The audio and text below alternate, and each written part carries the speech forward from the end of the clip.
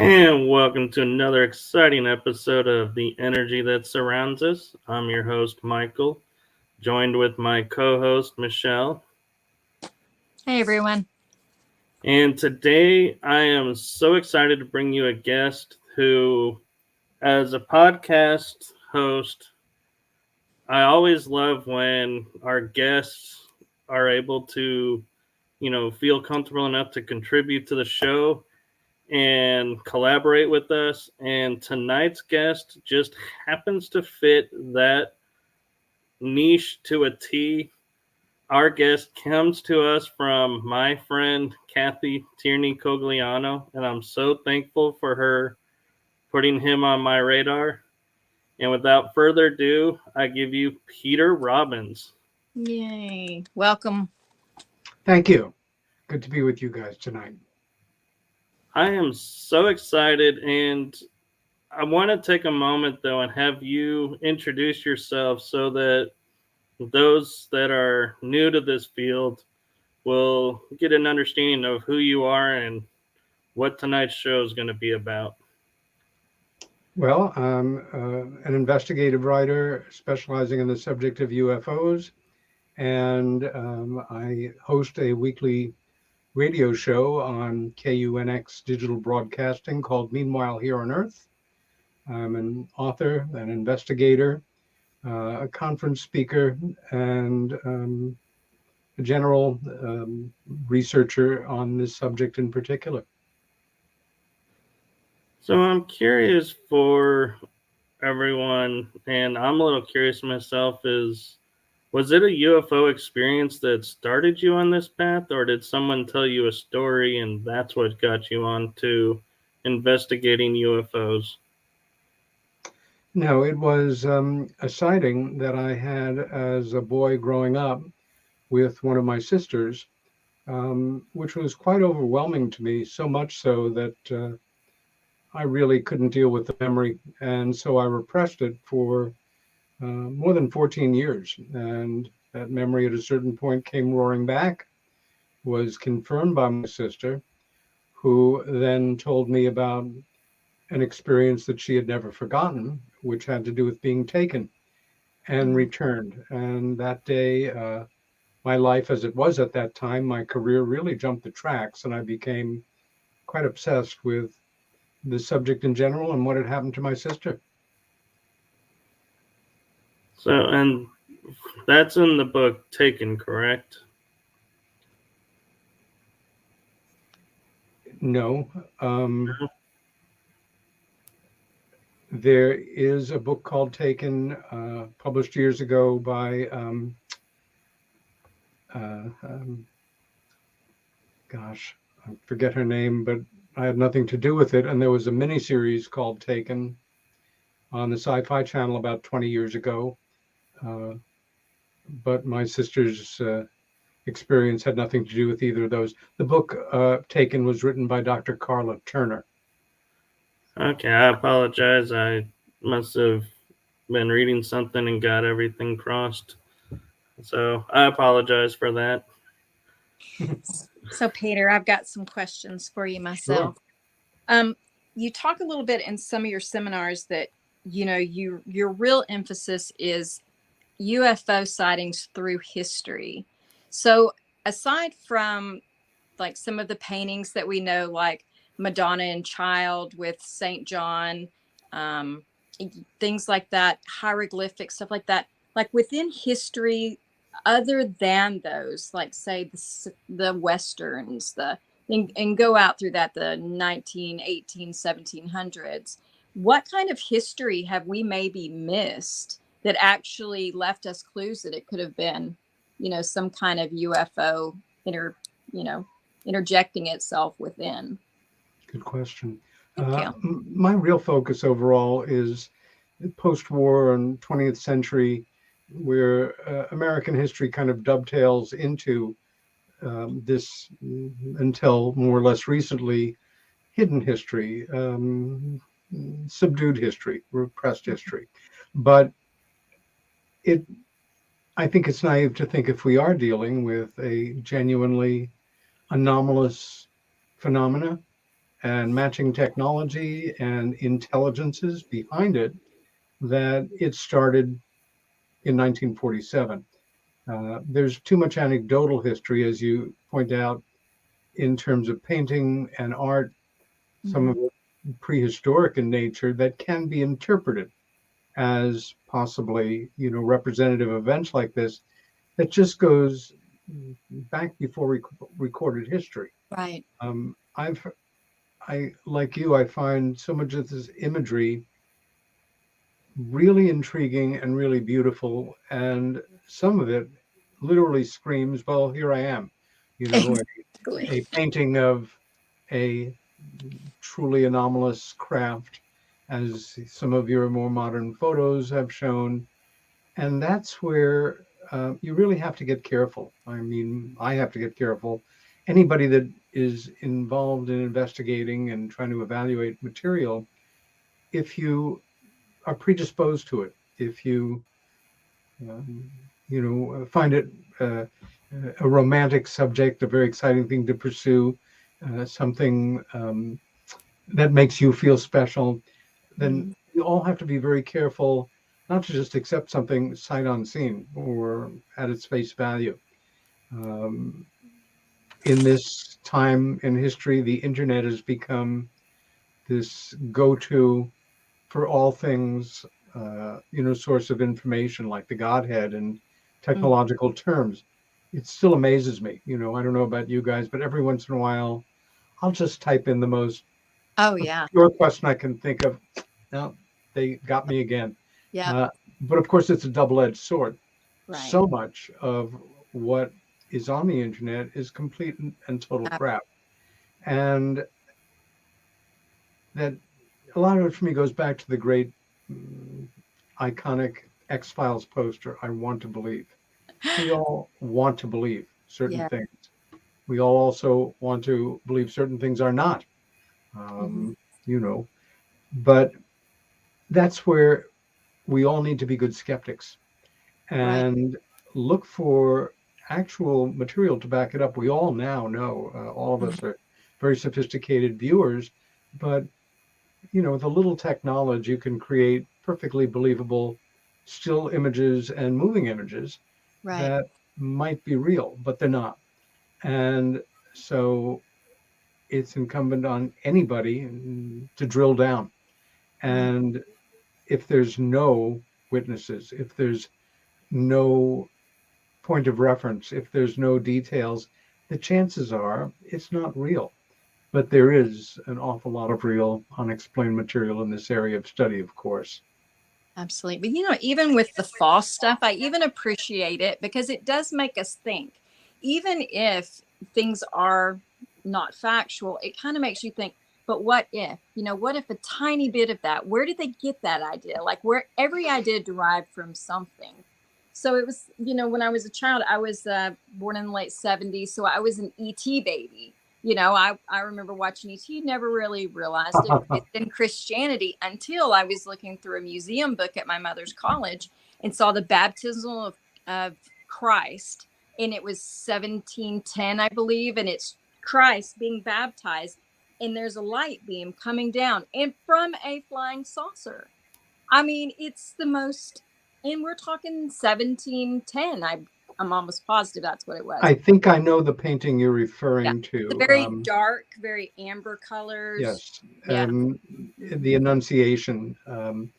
And I've had skeptical scholars argue that disc shape also can be interpreted as a representation of the halo. So common in Christian art. However, halos are hollow. Well, if there is a will to disbelieve, and an intention to, establish another point of view, it will be done. Other times, common sense just suggests that it really looks like it. It's not out of the question. If this is before, recorded history or well-recorded history, then the oral tradition. For me, Ezekiel is a favorite. Yes. And at one point, many years ago, just as a personal, just a little intellectual exploration, I either borrowed or took out of the library or had in my own library.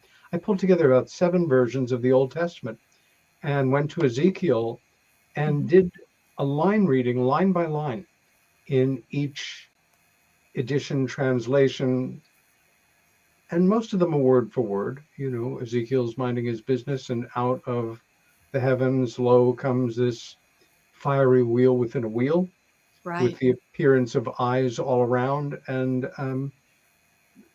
language can be confounded. I think it's amazing that so many people take scripture as literally as they do, understanding how many times over the millennia it could and has been adjusted, translated, neutered, confounded.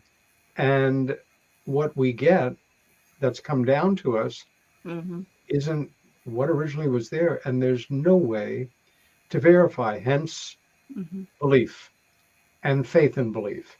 And that can transfer into your studies of the paranormal and UFOs and things, which isn't necessarily a good thing. It just makes it into another religion, so to Right. say. Um, I know for a fact, after more than 40 years of study in this general field, how little I actually know and could bring like into a court of law. I know we're not alone, but I have colleagues, and there's certainly lots of people, and they may be right, who will go off and tell you where this group of beings comes from, where this civilization is located, why they're here, how long they've been coming here, the power modus, the sea of energy that runs their ships, and they either know or they don't know. And it's part of the great frustration and challenge of serious UFO studies, because a fallback position is prove me wrong. Right. Right. Yeah. How can I prove you wrong or right? You're just kind of, but it's such a wonderful thing that we now live in a time where we can have these discussions openly Yeah. instead of being scared of, being Made fun of. Yeah. Well, That murdered. age of I was going with, ridicule is really yeah. passing. And that's been going on for a little more than half a dozen years now. Mm-hmm. For folks that have entered into this field, the last half dozen years or so, it's almost hard to believe that for 70 years, the association, the fear of being associated with taking the subject seriously, held back countless people, many of them movers and shakers, other ones regular folks, from expressing their opinions on it, because the ridicule factor was so vicious. In normal society, it's bad enough. Nobody likes to be made fun of. But Right. you could be a billionaire or presidential candidate or a mover and shaker in industry. And up until, again, the last half dozen years, um, you would still ultimately back down, because it could also destroy your career. Oh, You yeah. want to be taken seriously and you're an astronomer or an attorney or a physician or a mental health professional, and you think flying saucers from other planets are real, you must be crazy. Right. And it worked. It worked brilliantly, but it doesn't really work anymore. Right. Right. Do you think? Go ahead. Go ahead, Michael. I was going to ask Peter, what was your thoughts of the congressional UFO hearing disclosure that we just had? Do you feel like that was true disclosure, or you think that was like a smokescreen that they were just giving us something so that we would be satisfied and let it go? Well, I think at best it's a first step of an ongoing process that hopefully will lead to what we now call disclosure with a capital D. Some people feel it will come in rather dramatic terms, with world leaders correlating announcements to their various peoples. I guess time will tell, but I think it's a very good thing that our elected officials, in this case in the House of Representatives, including a number of key, well-known elected representatives from really every political area of thought and belief now want to know more. And a number of them, I think, have been percolating away quietly inside themselves on this subject. And it's almost jaw-dropping for, everybody goes through that door of realization in their own way. And all of us pretty much on our own to one degree or another. But here are these people that, worked hard to become elected representatives in the House who now find, holy shit, we genuinely may not be alone in the universe. And in fact, it looks like our government has been instrumental in repressing the facts around this, and we're not alone. And they're real, and I want to know more. My constituents want to know more. We need to know more. The implications of this are shattering. I see people like Marco Rubio, Florida senior congressman, and certainly in anybody's mind, a Republican taking positions on the right. And one of my congressional representatives, Kirsten Gillibrand, who is a progressive Democrat, smart gal, but ideologically they're, completely opposite extremes, except that they have been working together for months and months on legislation.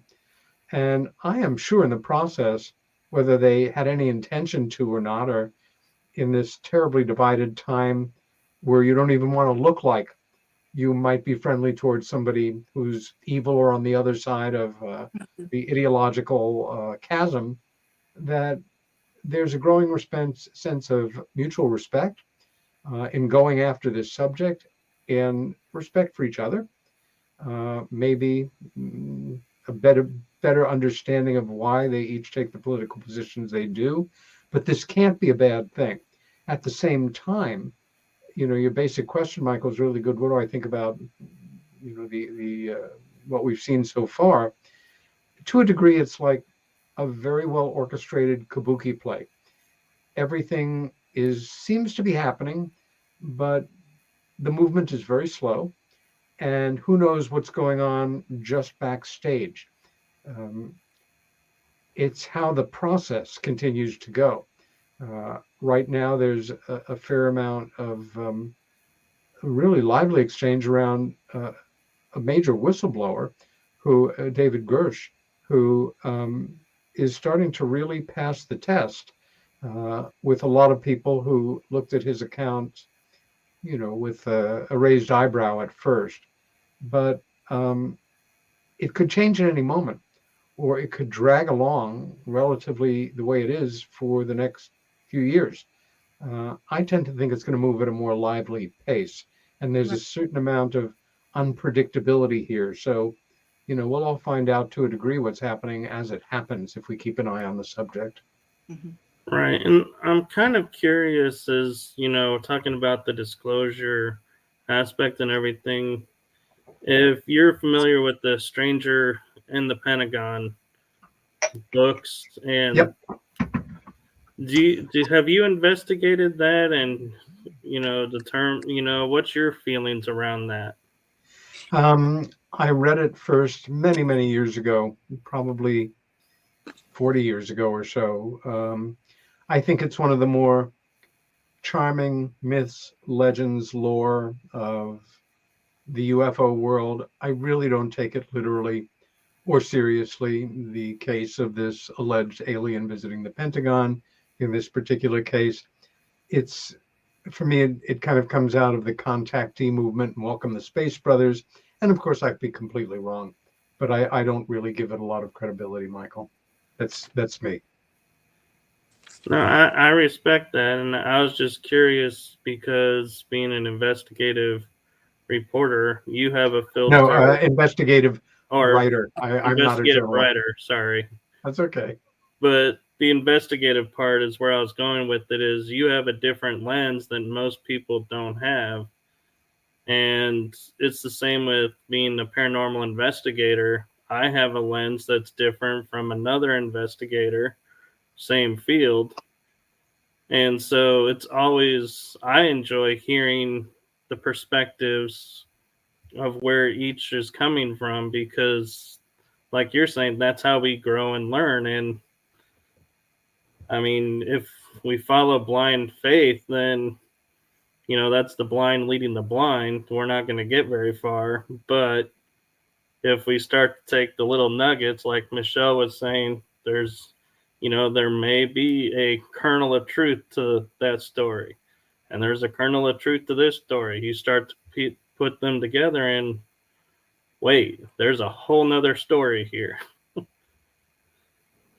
So I'm going to kind of turn the topic a little bit, because I do want to talk about M.K. Jessup a little bit, because I've always been fascinated since I've heard about him throughout. So could you just tell us a real quick, for people who don't know about M.K. Jessup, a little bit about him? And then I'll ask my question. Yeah.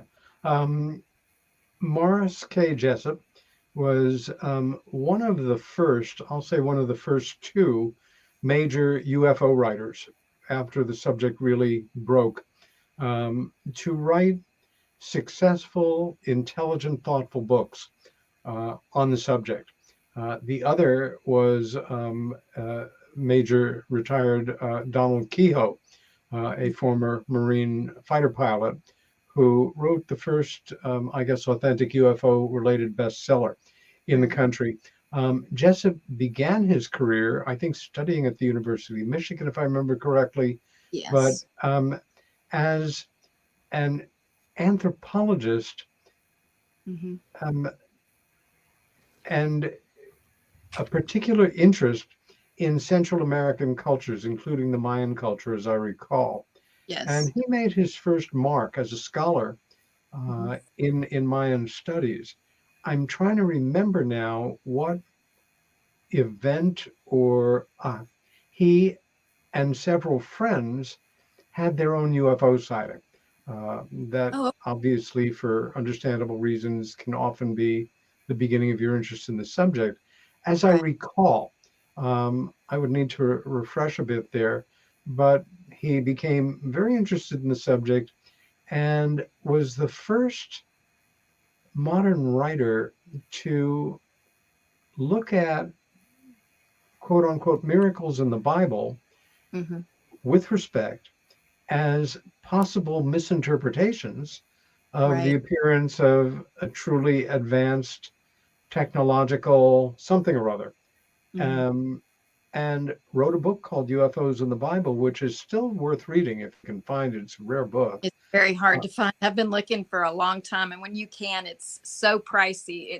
I was going to say, when you find it, it's expensive. But his other casework was extremely good. He was not a mystical thinker. He was a pragmatist. And unfortunately, one of the reasons his name kind of stays stuck in popular UFO culture in folks' minds as they begin to learn about the early contributors to the work was the circumstances surrounding his death. Yes. He, for reasons having nothing to do with UFOs directly, a failing marriage, a difficult, increasingly difficult financial situation. He suffered from depression. He ended up either taking his life or that he was murdered, and the situation was made to look like he had taken his life. I investigated it as well as I could. Certainly a cold case. He died in the 50s. But I came away with inconclusive results for myself. There were things that really did lean more towards suicide. But other things that, in a practical sense, didn't make any sense at all. And I worked as a volunteer in a crisis intervention hotline for 8 years, probably the busiest one in America. And there are certain profiles that you look for And in this case, he was found in his automobile with a flexible kind of pipe going from the exhaust into window that had been slightly rolled down, and then wet rags had been stuffed in, except that there was nothing in the car that he could have wet the rags with. Mm-hmm. And the best you can do is the best you can do. And no It water tends- sources, right? There was no water around for him to even have soaked them, gotten into the vehicle, and then put them around. And what we'd look for would be at least a big tin can or a bucket or something that soda can, something. so So but what makes you think he went to Florida? Why did he go to Florida? Like every time I think about it, I think, was he going to study the Bermuda Triangle? Where was he during that missing time that they couldn't find him? And then they found him in Florida. Like, was he researching while he was there and stepped in something he shouldn't have? And they're like, well, we've had enough. We're just going to finish this. well, the fact is we have no idea. There's speculation on all things, and some of it very colorful. Also, when you're on the chase, so to say, and it's a case like this where there are things that just don't make sense, and you have an obviously brilliant contributor who might have gone on to write things that were even more uncomfortable for the forces that be, and who better to dispense with now than later and make it look like a suicide. Unanswerable questions for me, and I'm very scrupulous on what you say. The difference between what I absolutely know and can prove, what I absolutely think I know but can't prove, what I deeply suspect but can't prove, I parse a lot, and it can frustrate people. You believe it or you don't believe it. It's not that simple sometimes. Yeah, it's not that easy. I've always wondered, he was such a brilliant man. And I heard that in his earlier days through his, studying the Mayans and things like that, that he was an avid journalist.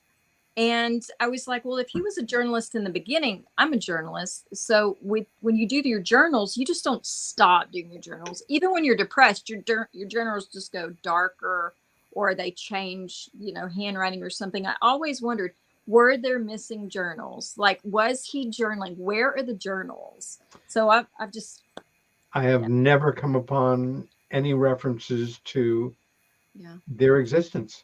I know there's just none there, but that was just the question. Like, because I know when I was in Mexico, his name, that's where I first came across him, was, studying the Mayans and Aztecs and things like that, mainly Mayans down in like Quanaroo and stuff like that. And they had said that, he took meticulous notes. He was just that type of man. Yes. And I thought, well, you just don't stop being that type of man. And he was very eloquent from what I understand. And he was very precise, even though he still thought out of the box, which is such a great lesson for all of us, is to be studious, but yes, be open-minded also. Yeah. You can be both. You don't have to be and or. So I've just always been fascinated by it. So I was excited to know you spoke about Jessup. I was like, oh, finally somebody, because usually they're like, who are you talking about? I'm like, well, this man. So, well, part of the problem there is I don't think any of his books have ever gone into any kind of mass market printing since the initial hardcover books came out in the 1950s. And so, that unless somebody has scanned them and put them online, which is not out of the question. Right. And then it's a matter of more and more people read less and less for pleasure or for information, which is tragic. But if it's scanned, it can be.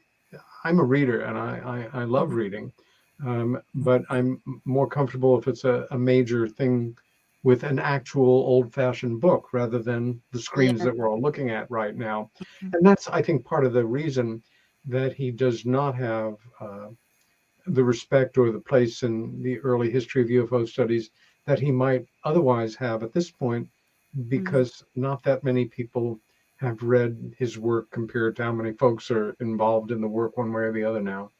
Right. And he was so instrumental in so many different ways.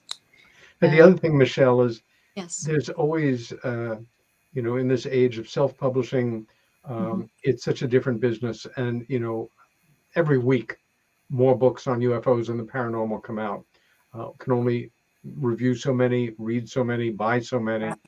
And for a lot of folks, history doesn't really matter. It's, I think, one of our great shortcomings as a culture. A number of people are credited with the quote, but those who do not understand history are condemned to repeat it, to one degree or another, as far as the actual quotation. And it's in this world of short attention span theater to keep somebody focused even for 5 minutes on a serious subject is a real challenge. As broadcasters, shows can lag sometimes. It depends on your guest. I years ago decided for most of the shows that I do to do something that most people wouldn't even consider. 2-hour, long form, in-depth biographical conversations, often just with one person. And if they're interesting and your questions are good, those 2 hours fly by. Definitely. But, as people in the media, as well as students of these subjects, we are faced with this challenge of enthusing. You've got to be not an entertainer, but you've got to present your information in a way that's compelling and exciting and grabs people enough that hopefully they'll take it from there. We all remember some teacher that we had somewhere along the line, even if it was a subject that, we didn't go on to embrace, who inspired us, who made learning exciting or fun, or just that idea of, I can go off on my own inside myself and, essentially find some new path to cut and maybe come up with something that somebody else hasn't. It's a very exciting possibility. Right, because it used to be when people were passionate about something, people would gravitate towards that passion and be like, oh man, you're so passionate about this. I want to learn about this. And today it's like it's like their definition of passionate about something is, oh, hey, this person has so many views on social media. Now we got to look into this. And it's like, that is not the passion that we're talking about. Well said, Michael. Exactly. I have to ask you, I heard that you actually, when information started coming out, you actually pulled some of your books. Was that correct? Did you actually pull some of your books out of the cells and things like I that? did. You were uncomfortable with the content at that point? Oh, it was more than that.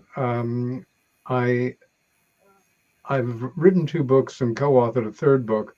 That book, Left at East Gate, when it came out, it did no better, no worse than most UFO books here in the US. But in the UK, it was a smash, top 10 bestseller all over the kingdom. And it was after 9 years of working on one book about Great Britain's best known UFO incident. It was a very heady experience. And it has brought me back to the UK probably close to 25 times over the years. But some years ago, my co-author's story started to really unravel and ultimately was revealed to be fictional and taken from other people's accounts. And he had absolutely gotten it by me. And ultimately, that book, I present the case to our publisher, who, like me, felt that we had published a nonfiction book as opposed to a nonfiction book with a lot of fiction in it, and say, you need to conduct the same investigation I did, and difficult as this is for me, if you come to the same conclusion as I did, this book has to go out of print. And I say that with a great deal of frustration. And they agreed with me. And but when that happened, I had already written 2 follow-up books supporting the same account and the same allegation. And it was a very rough period of time for me. But as far as professionally went, and at the same time, I've been through worse.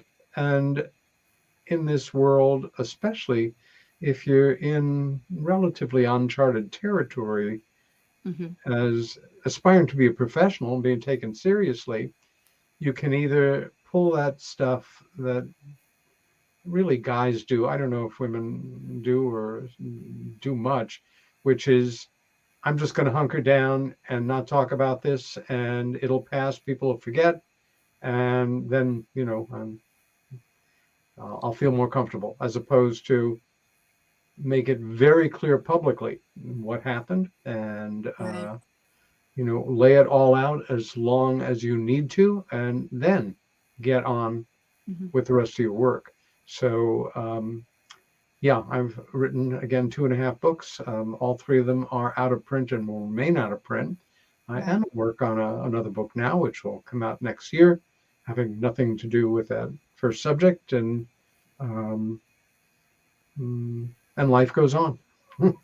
I mean, it speaks to your Yeah. character, though, to be able to go in and say, I found out these are not facts, because 90% of people would have been like, oh, well, it's out. I'm not going to pull that. I'm not going to take away that mailbox money.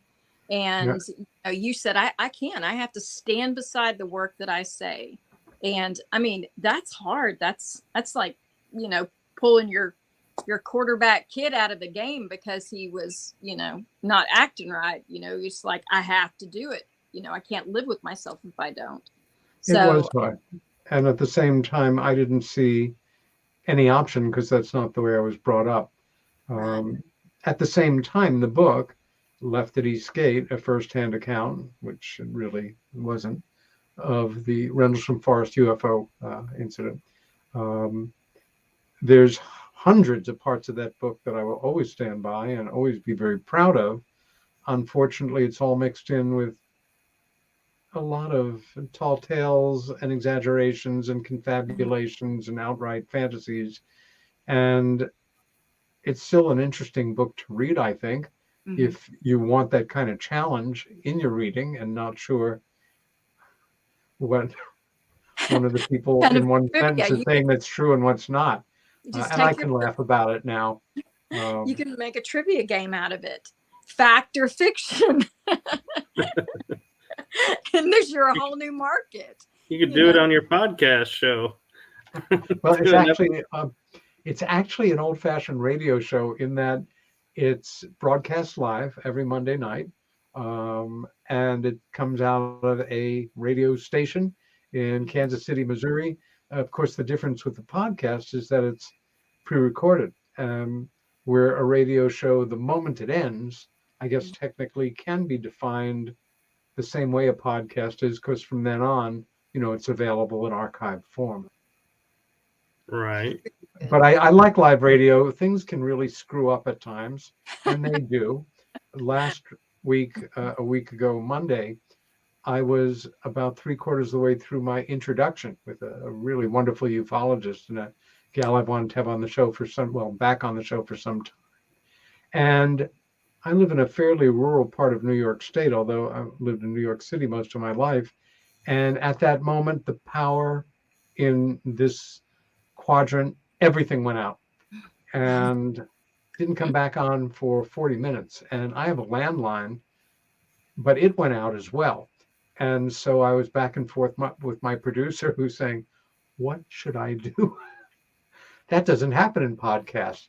And it actually worked out great, because the head of the station and she are old friends. So they spoke for an hour on my show, but I'll have her back on as a guest. Other people don't want to deal with that nonsense. And as far as I'm concerned, it's part of the fun of broadcasting. Right. Right. Which, in all fairness, we're on a web-based radio station right now, live. So I know exactly how you feel with tripping myself up, going, great, it's now off in Radioland. Then, oh well, Absolutely. just got to keep going. That's it.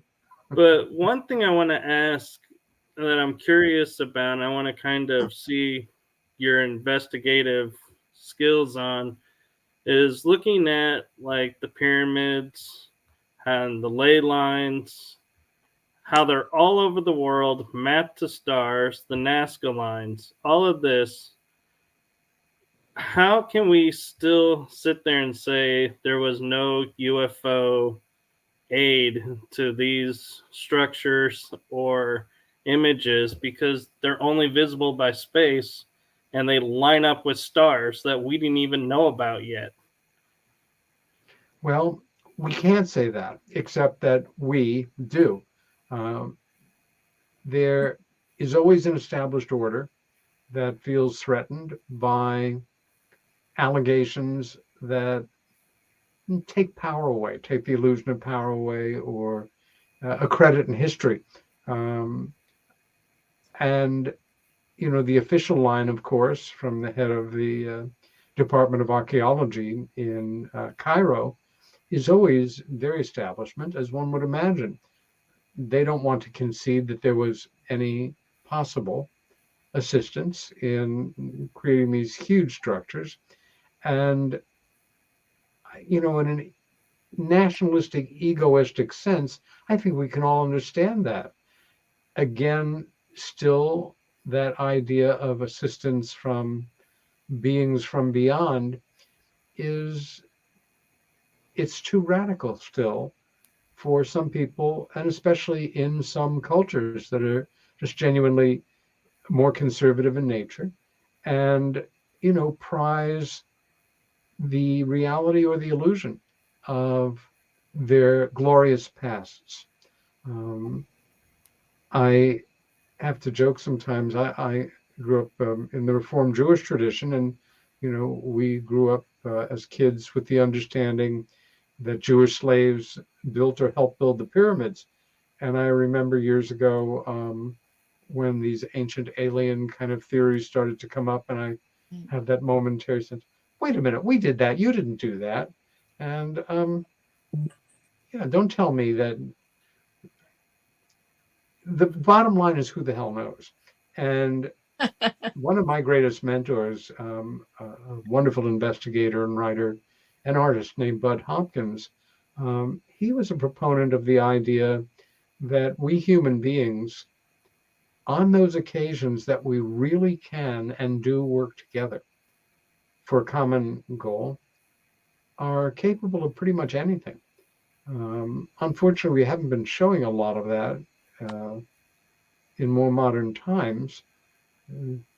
At the same time, again, I'm really clear that so many of these ancient things, ancient architecture, these huge blocks like in Baalbek that are, as big as 4 semis and hewn out of the earth, that we still have no way of moving anything like that.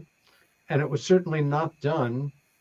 These things were not done as existential jokes to, boy, those people 4,000 years from now, they're really going to be wondering, and wow, we have nothing better to do but, create these mysteries for the future.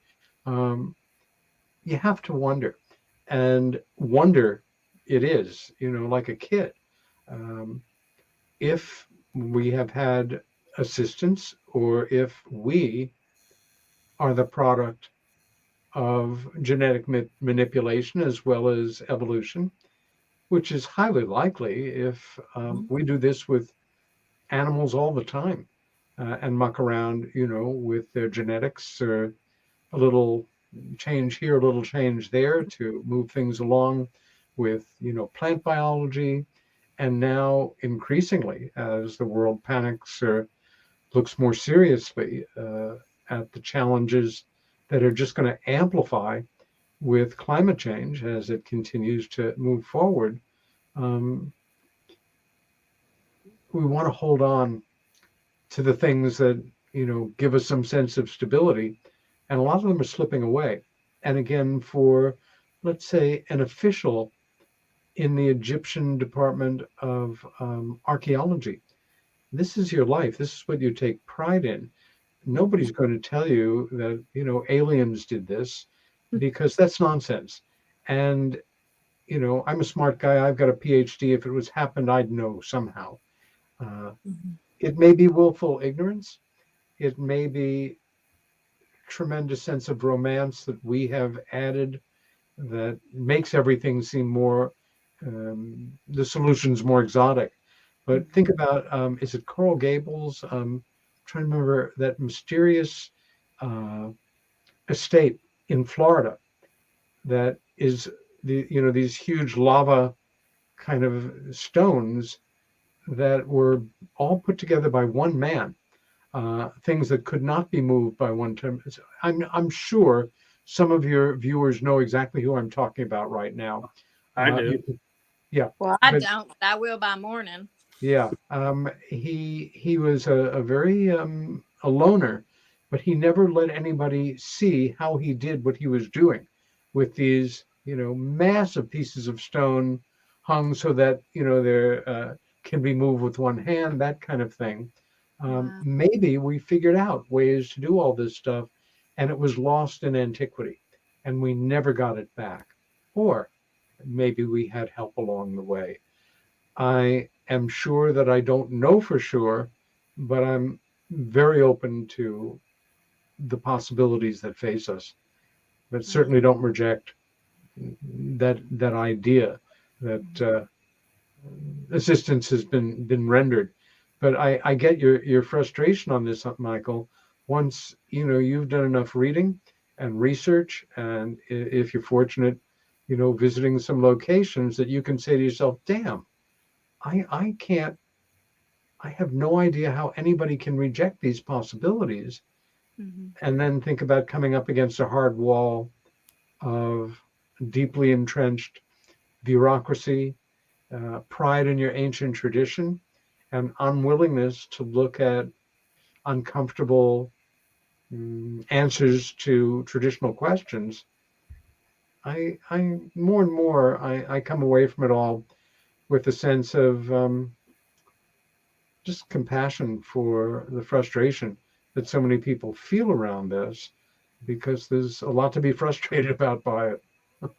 Right. And one of the sites, like you were talking about with the stones, was, I believe it's trying to think.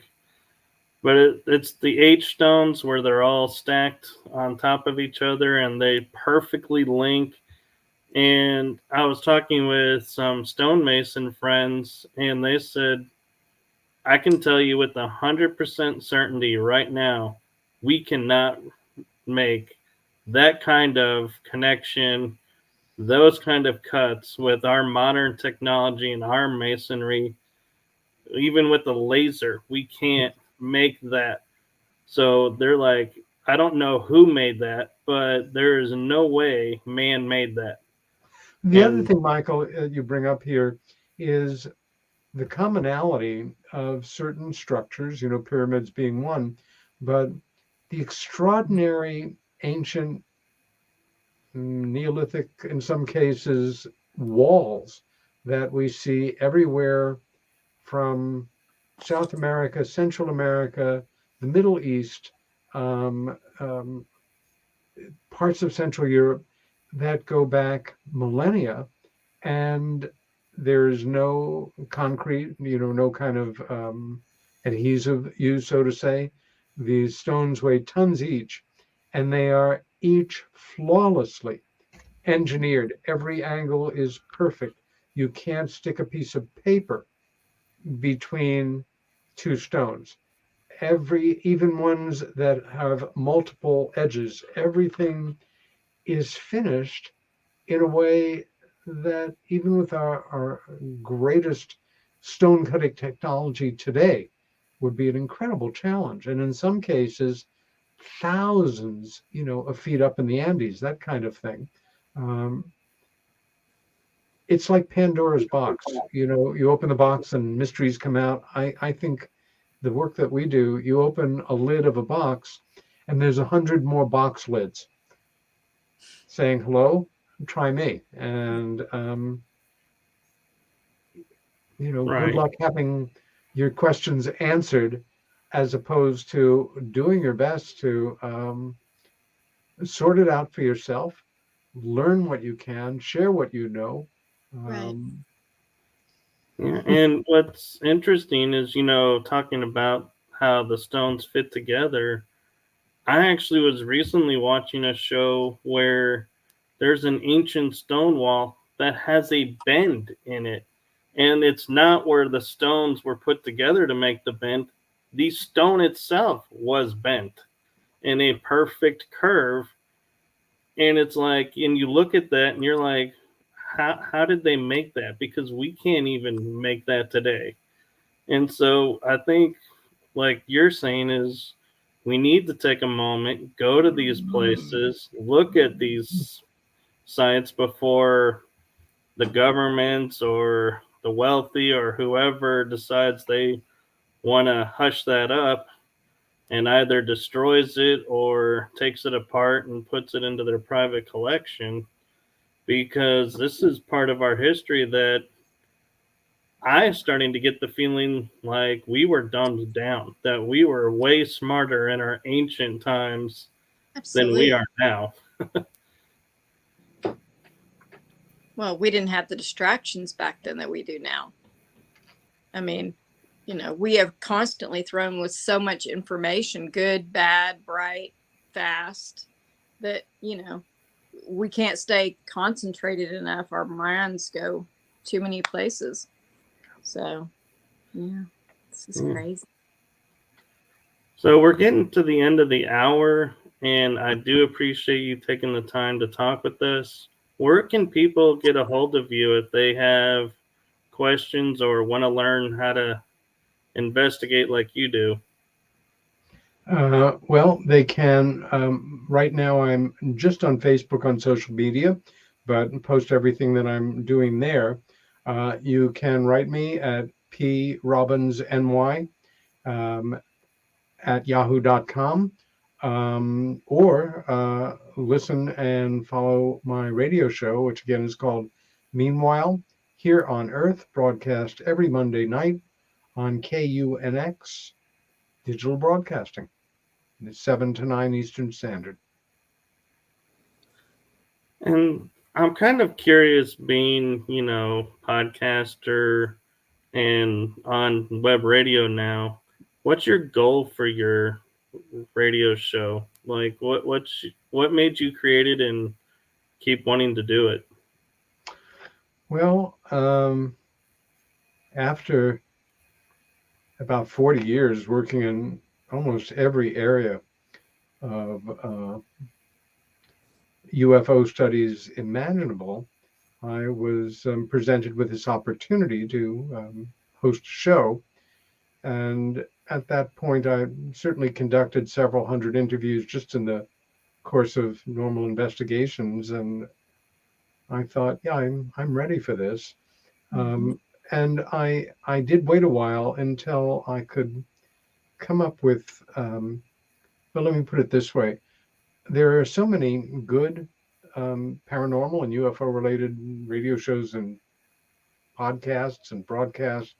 I really wondered if anybody needed another one, and if it was just going to be a matter of, doing the same thing that Mm-hmm. other people did, doing it well, even that wasn't enough for me. I wanted to find something a bit unique. And so most of my shows begin in principle by Mm-hmm. asking a question that's interested me since childhood.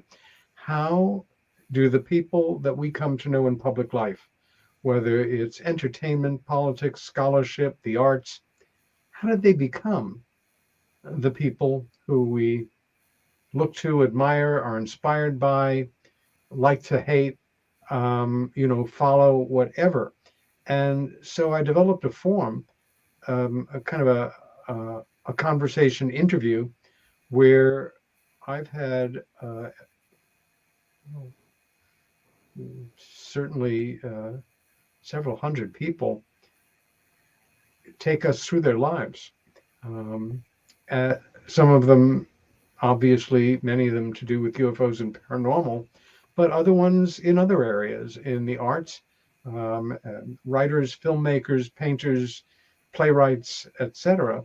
And the other kinds of shows that I do are panel discussions around whatever subject strikes my fancy or is compelling, or I feel important at the moment. The 22nd of this month is not just the anniversary of the assassination of President Kennedy, it's the 60th anniversary. And I don't have a show on that night, but a week from this Monday, I will have a show, a panel discussion with several distinguished individuals with background in research around the president, who will join me in what I hope will be a compelling 2-hour presentation. Next week, friend and colleague Steve Bassett will join me to talk about a new organization that's been created that is setting up essentially a working amalgam between best known and most respected people in the UFO research community and the entertainment business. And very curious to know how this is going to work. So, I follow my own heart as far as this goes, and I want to bring on people whose lives I find fascinating, who have contributed to the culture, who are either great writers or thinkers or really interesting people in one way or another, and keep reminding folks that the world is not the internet, and that cyberspace is not necessarily reality, and you don't need any special effects to enjoy and learn from a relatively interesting conversation between two vaguely intelligent people, or a bunch of them sitting together talking about a subject that they have in common. You basically described my porch about every other weekend. Just a bunch of people vaguely knowing what they're talking about and enjoying each other. So, well, it was wonderful having you on, yes. Peter. Absolute blast. I'm glad I finally got to meet you. Me too, Michelle. I will look forward to our next meeting, and Absolutely. Thank you for having me on the show. Yes, thank you for coming on, and I learned a lot, and I definitely look forward to having you back on to continue. Can do.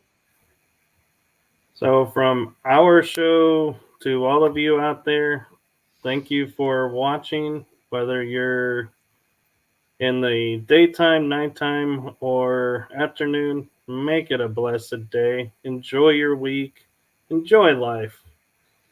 And next week, we will be joined by the Typical Skeptic podcast show. So it'll be a lot of fun to see what he has for us. And so, good night, everyone. Good night. You have just listened to the energy that surrounds us with your host, Michael Koff. Be sure to tune in next week for our next episode.